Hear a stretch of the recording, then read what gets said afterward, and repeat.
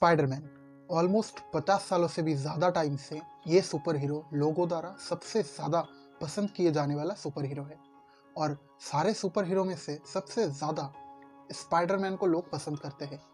पर क्या आपको पता है कि फेमस कॉमिक राइटर स्टैनली के दिमाग पे स्पाइडरमैन का आइडिया कैसे आया? आज हम इसी के बारे में बात करेंगे, पर उससे पहले hello guys, welcome to my channel SD filmy universe. देखो यारो, 1960 के टाइम पे स्टैनली जब मार्वल कॉमिक्स के लिए काम कर रहे थे, तब उन्होंने ऑलरेडी कैप्टन अमेरिका और फैंटास्टिक फोर जैसे सुपर हीरो को क्रिएट कर चुके थे। फिर एक दिन मार्वल कॉमिक के पब्लिशर ने उनको बोला कि उन्हें एक नया सुपर हीरो चाहिए। अब पब्लिशर ने बोला है तो नया सुपर हीरो तो क्रिएट करना पड़ेगा। अब स्टैनली इस बात पे बहुत ही ज़्यादा सोच में पड़ गए, क्योंकि यार नया सुपर हीरो तो उसे कुछ नया सुपर पावर भी चाहिए। अब किस सुपर पावर के सोर्स पे वो सुपर हीरो क्रिएट करे? ऐसे ही एक दिन अपने घर पे वो बैठ के जब सोच रहे थे, तब उन्होंने एक मक्खी को दीवार पे रेंगते हुए देखा।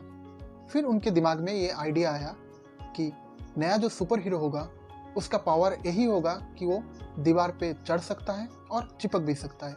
अब सुपर पावर तो मिल गया, अब उसका चाहिए एक नाम। और ऐसे ही कुछ नाम उन्होंने सोच के रखा था, जैसे कि फ्लाई मैन, मस्क्यूटो मैन। पर बाद में उन्होंने डिसाइड किया कि इसका नाम होगा स्पाइडरमैन, जो कि बहुत ही ड्रामेटिक साउंड करता है। और उन्होंने ये भी डिसाइड किया कि ये जो सुपर हीरो होगा ये एक टीनेज लड़का होगा, क्योंकि अभी तक कोई भी टीनेज सुपर हीरो नहीं बना था और इसका लाइफ में कुछ प्रॉब्लम भी रहेगी। अब इस प्रपोजल के साथ उन्होंने मार्वल कॉमिक्स के पब्लिशर के साथ बात की। तो मार्वल कॉमिक्स के पब्लिशर ने उनका ये प्रपोजल बिल्कुल रिजेक्ट कर दिया।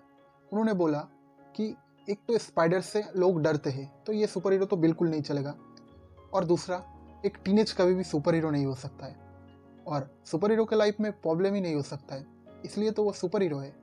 ऐसा बोल के स्टैनली को उन्होंने रिजेक्ट कर दिया। पर स्टैनली अपने दिमाग से ये स्पाइडरमैन का आइडिया बिल्कुल उतार ही नहीं पाए। और ठीक उसी टाइम पे मार्वल कॉमिक्स के एक कॉमिक जिसका नाम है अमेजिंग फैंटेसी, जो कि सेल नहीं हो रही थी, इसलिए पब्लिशर ने उसको बंद करने की ठान ली थी। और उसका जो आखिरी कॉपी था अमेजिंग फैंटेसी 15, वो उस कॉमिक का आखिरी कॉपी था। और स्टैनली ने उस आखिरी कॉपी में स्पाइडरमैन की कहानी छपवा दी और कवर में स्पाइडरमैन का एक फ़ोटो भी दे दिया। अब जैसा कि वो आखिरी कॉपी है और मार्वल कॉमिक्स ने उसे बंद करने का सोचा है, तो आखिरी कॉपी में किसने क्या पब्लिश किया, पब्लिशर ने उतना ध्यान नहीं दिया। अब इसके एक महीने बाद वो comic one of the best highest seller copy बन गई, क्योंकि उसमें स्पाइडरमैन की कहानी थी। अब मार्वल तो पूरा बावला हो गया। वो स्टैनली को जाके बोला कि अभी स्पाइडरमैन की पूरी कॉमिक की सीरीज चाहिए, और तब से शुरू हो गई स्पाइडरमैन की जर्नी, और जो आज भी चल रही है।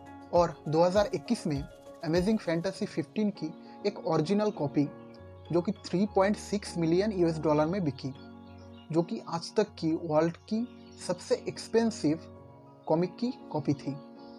तो दोस्तों, आपको ये स्पाइडरमैन की कहानी कैसी लगी, ये कमेंट में बताना, और जाते जाते चैनल को लाइक और सब्सक्राइब कर देना।